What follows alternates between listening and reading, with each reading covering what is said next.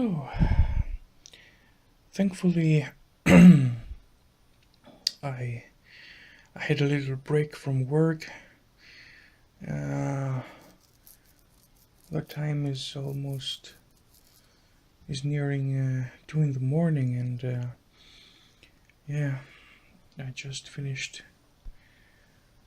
a report I had to do for work, and finally got the chance to connect the IBM NetVista PC that I got last week, and I got it very cheaply, just $50, €50, and for that price, it's a it was surprisingly clean and in great operational status. I mean, you can't even. It's an excellent machine. I thought it would, based on the processor it had. It has an old Pentium 4 processor by Intel. It was codenamed Northwood, and I thought that it would be a noisy machine, but it's whisper quiet. It has a special option in the BIOS for quiet operation, and when the temperatures rise inside the machine,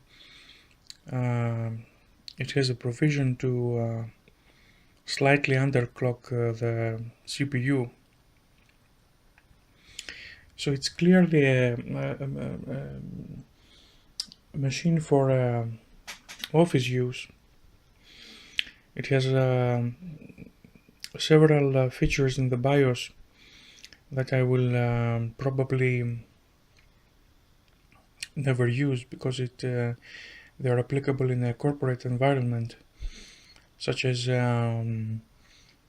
remote accessing and management from the IT admin's station, and also it has the capability of booting up from a central LAN location and act as a network client. But yeah, it runs Windows XP Service Pack 3, and if we take a look at the specs,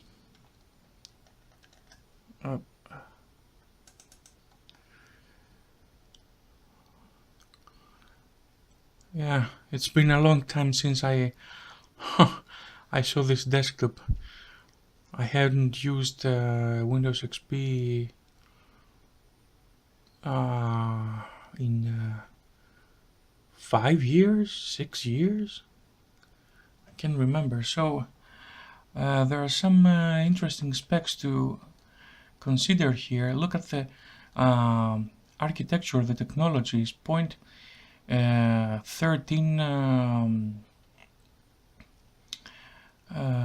microns. It's not actually compare it with the latest technology of the 6th gen Skylake Core I processors, which the fabrication method is at 14 nanometers. This is an order of magnitude more. It's it's a huge architectural gap. Imagine this processor came out in 2002, and consider that in 14 years, how much the chips have shrunk. It's an amazing progress in that field. Yeah, so it's codenamed Northwood, Intel Pentium 4 and socket 487. It runs currently at 2.8 gigahertz. Yeah. And look at this special set of instructions. It was, I think it was one of the first generations to run the SSE2 command set. And if I can remember correctly, at that time the competitive AMD Athlon XP processors didn't have that feature, which was very useful for Intel CPUs boosting their performance. Yeah, and some more technical specs about the cache. Look how small the cache was compared to nowadays cache that it's measured in megabytes, not kilobytes. Mainboard of course is from IBM. Memory is 1.5 gigabytes of plain DDR. That was before the DDR2 spec came about, and the this strange number is due to the fact that there are two slots. The first slot has a memory module of 1 gigabyte made by Kingston, and the other one was probably added later by the previous user. It's just half a gigabyte of RAM from Corsair. Perhaps I have some old plain DDR chips laying around. Perhaps I can boost the machine's RAM. Now the graphics, it's rather weak. It's an onboard Intel graphics chip, which means probably the 3D capabilities will be very poor. And but I have, I think I have somewhere a PCI card. It's not PCI Express. PCI Express was perhaps not even existent at that time. Yeah, and a little information about the GPU. It's in the integrated GPU on the i8-45G chipset. It's has just a 64-bit bus. Now compare that to today's 256-bit buses. Just an indication of the difference in performance. Just 200 megahertz speed, nothing special. And yeah, technologies 130 nanometers, the same as, yeah, of course the same as a GPU, as the CPU, because it's you know, the same architecture. So yes, it's 0.13 micrometers, which is 130 nanometers. Compare that to 14 or 28 nanometers of today's modern CPUs.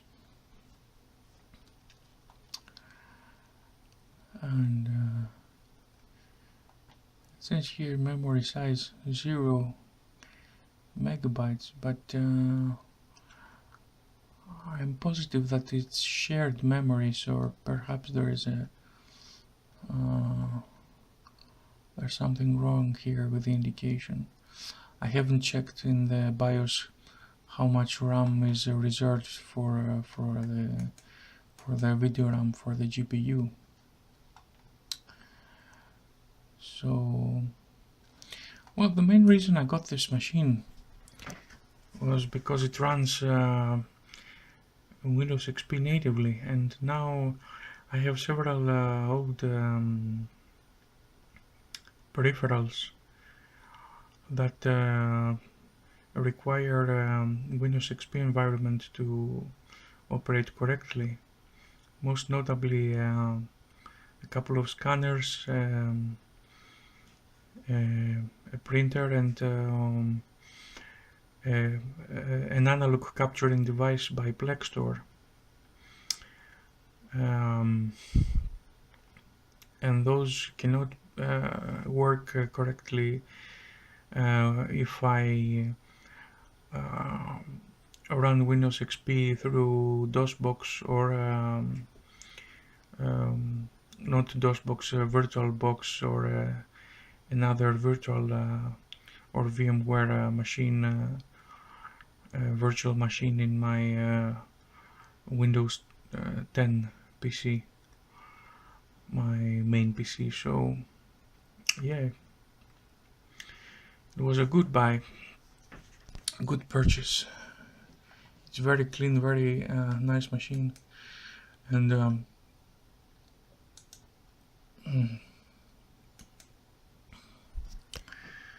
yeah, Windows XP, Professional, Service Pack 3, yeah,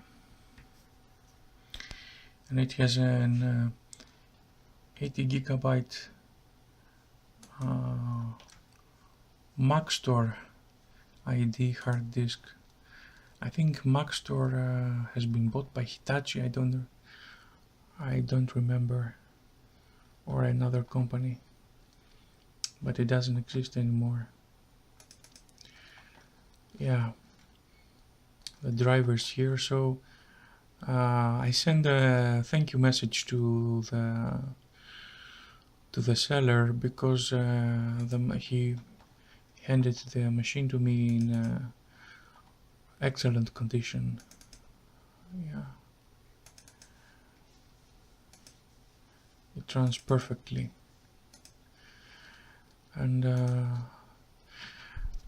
this machine also has several legacy ports that I can use. So it has a parallel port, a 9-pin serial port, which I use to connect this old Logitech mouse of mine. Remember the time when you didn't have a scrolling wheel but a third button, and also the dreaded threaded balls before the optical technology came around. So I plugged it in the serial port, recognized it immediately, no problem. It also has 4 USB 2 ports, 2 on the front, 2 in the back. It has a network card. I haven't connected to the internet yet.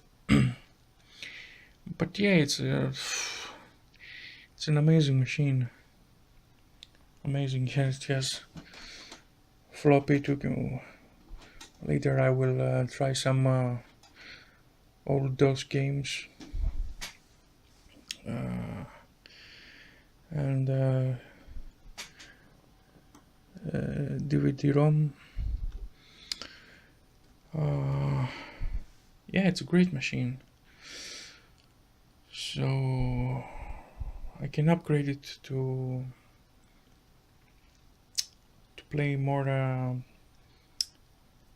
to play better 3D games, and add in perhaps an additional sound card to support old type joysticks. Yeah. Okay, let's try and see if we can install Half-Life.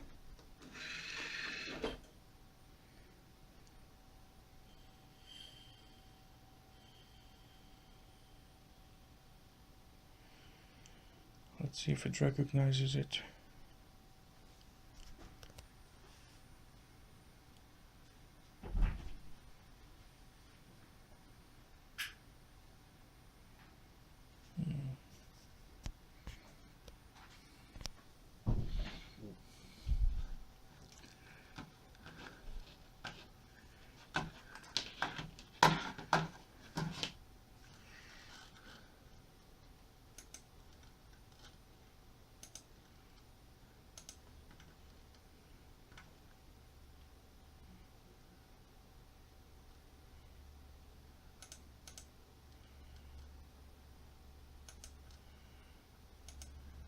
Well, surprise, surprise, the optical drive is a CD-ROM reader after all. Yeah, that was surprising. So maybe I will have a better luck running an older game on CD. Yeah. Buried in Time, a Journeyman project too.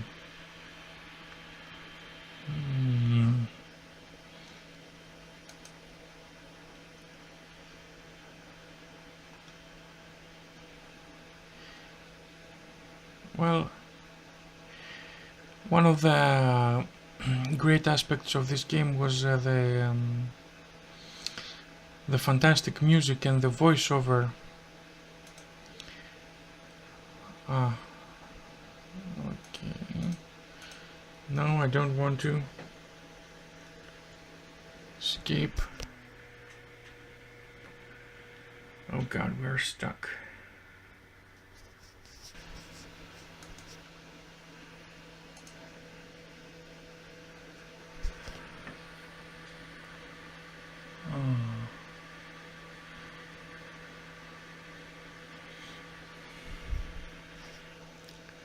Yeah.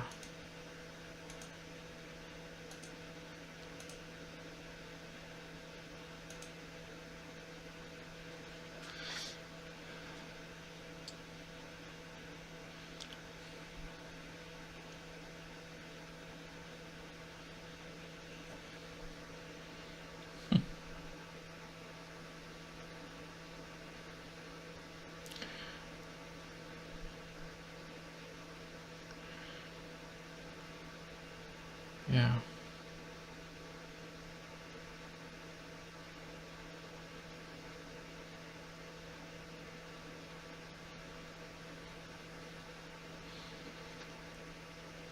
Yeah. A travel agent comes from the past, the future. He warns you of an elaborate conspiracy to tamper with history, and you have to travel to several points in history to correct, the disturbances that a rogue temporal agent caused. It's a classic time travel variance on this particular sci-fi genre. This is the, yeah. This is the main interface. Yeah, yeah. Still today, I still like it. It's very presentable.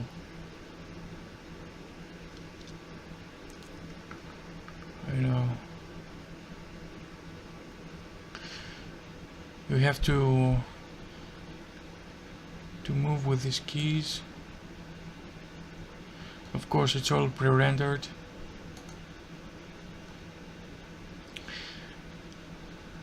And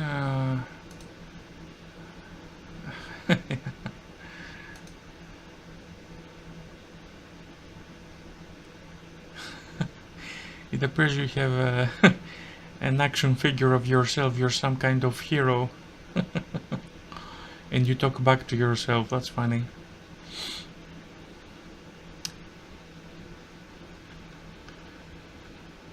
Yeah. So I don't remember the details. Maybe sometime I will do a walkthrough of this game.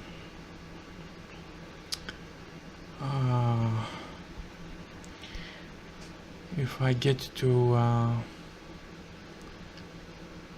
hook the video out to my capturing card. But yeah. Oh, he's still talking. He's still talking all this time.